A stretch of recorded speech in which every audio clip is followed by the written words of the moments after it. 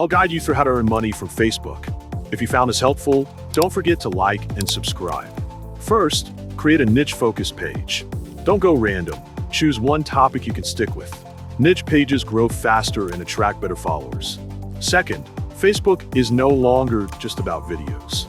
Now you can earn from all types of content. The more variety, the better your chances to hit engagement. Speaking of engagement, that's your priority now, not just follower count. You want real people who actually like, comment, and share your content. A small but active audience is worth way more than 100K silent followers. Next, post frequently.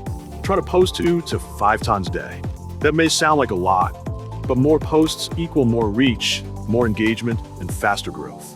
Already making content on TikTok, YouTube Shorts, or Instagram? Repurpose it.